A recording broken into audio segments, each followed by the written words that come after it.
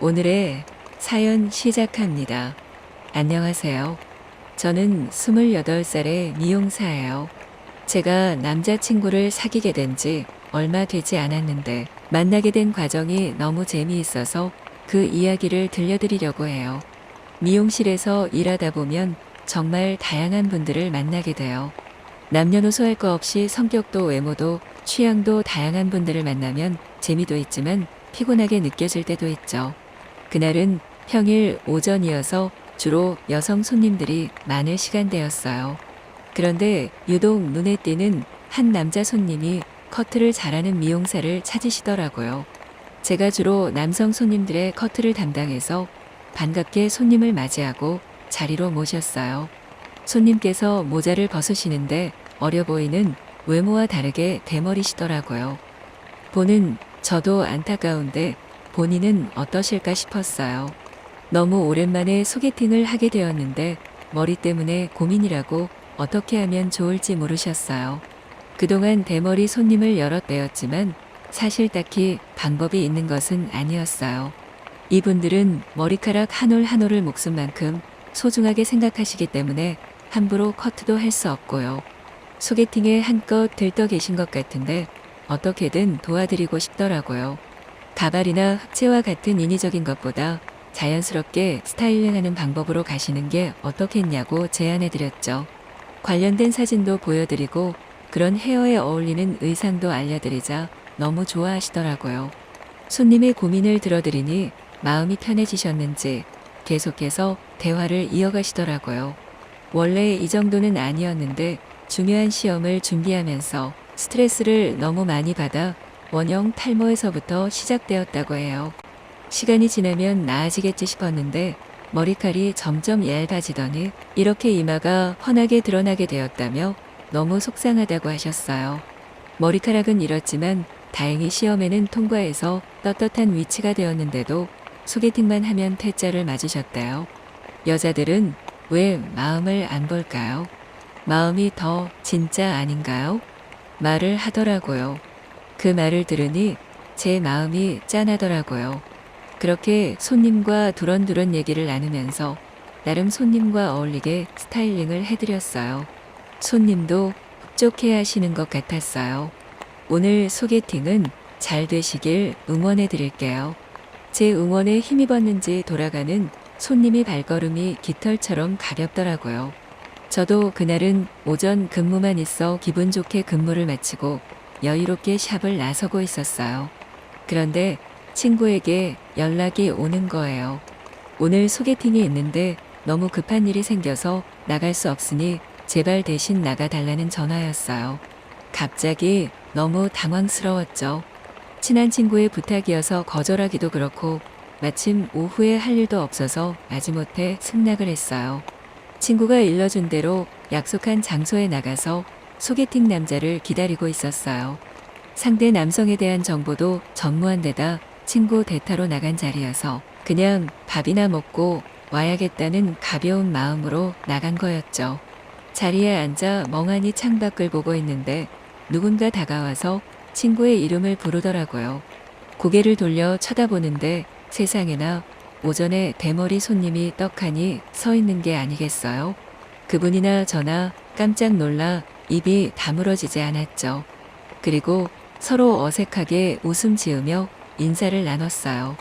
사실 사정이 있어 친구 대신 얼떨결에 나온 거라며 죄송하다고 친구를 대신해서 사과를 드렸어요.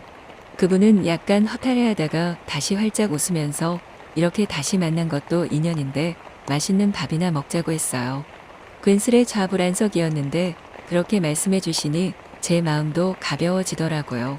아까 오전에 머리를 하면서 이런저런 얘기를 나누어서 그런지 그분과 대화하는 게 어렵거나 불편하진 않았어요. 오히려 머리라는 매개로 인해 진솔한 대화가 오갈 수 있었죠. 그분은 머리 때문에 고달팠던 경험들을 얘기하고 저는 왜 나쁜 남자들만 만나는지 괴롭다고 얘기하며 시간 가는 줄 모르고 대화를 나누었던 것 같아요. 간단히 저녁 식사로 끝날 자리는 1차, 2차 술자리까지 이어졌고, 그렇게 그분과 저는 서로의 고민을 들어주는 사이가 되었죠. 그날 이후로 그분은 제가 전담하는 손님이 되었어요. 한 달에 한 번씩 오다가 그 간격이 줄어들더니 이제는 매주 금요일이면 오셔서 스타일링을 해달라고 하시네요. 스타일링도 매번 달리하면서 코디도 제안해드리고 소개팅 멘트 코치까지 해드렸는데 안타깝게도 소개팅에서는 번번이 퇴짜를 맞으시더라고요. 그날은 그분도 소개팅에서 퇴짜를 맞고 저도 썸을 타던 남자에게 배신을 당하고 둘 다 기분이 우울한 날이었어요. 서로 위로주를 산다며 같이 술을 마시면서 울고 웃고 했죠. 그러다가 그분이 저에게 장난스럽게 묻더라고요.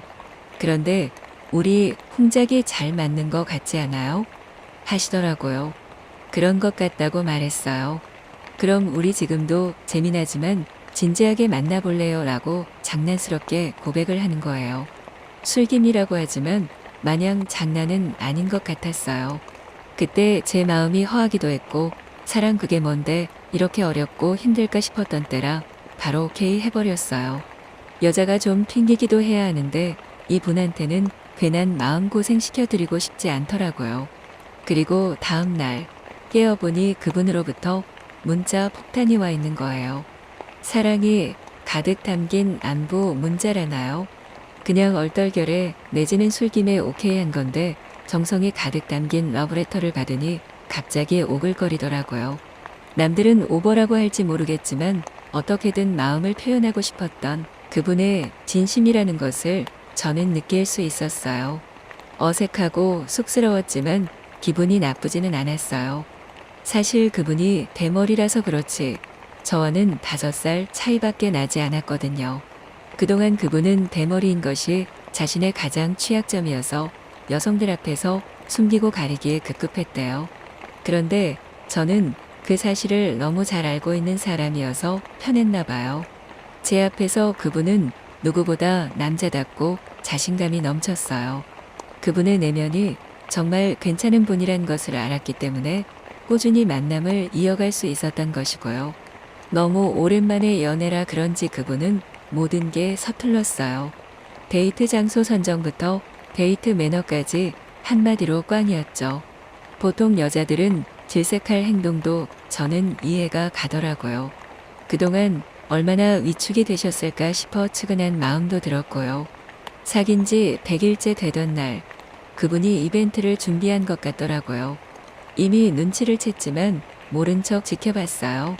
분위기 있는 근사한 레스토랑에서 식사도 하고 조명이 예쁜 산책로를 걷다가 벤치에 앉았는데 그분이 우물쭈물하더라고요. 입맞춤을 하고 싶은데 고민하는구나 싶어서 제가 먼저 용기 내서 입맞춤을 해버렸어요. 그랬더니 그분이 화들짝 놀라며 저를 꽉 끌어안더라고요. 얼마나 떠시는지 그분의 쿵쾅거리는 심장 소리까지 다 들릴 지경이었어요. 그날 밤 그분과 저는 서로를 향한 마음이 진짜 사랑이었다는 것을 확인하게 되었어요. 서로의 마음을 서툴게 나누며 떨림과 설렘의 연속이었지만 분명한 건 그분도 저도 진심이었다는 거예요. 멋지게 리드하지 못하면 어때요? 제가 하면 되죠. 세련되고 화려하지 않으면 어때요? 진심은 통하는 법이잖아요. 그렇게 그분과 저는 서툴지만 진짜 사랑을 시작하게 되었고 지금도 변함없이 사랑하고 있어요. 남들이 보기에 나이에 맞지 않게 촌스럽고 유치하다고 할지도 몰라요. 하지만 저는 이분의 순박함이 가장 큰 매력이라고 생각해요. 남들에겐 대머리 아저씨이지만 저에게는 착하고 멋진 단 한 사람이에요. 느리고 서툴지만 우리 오래오래 행복하게 꽃길만 걸어요.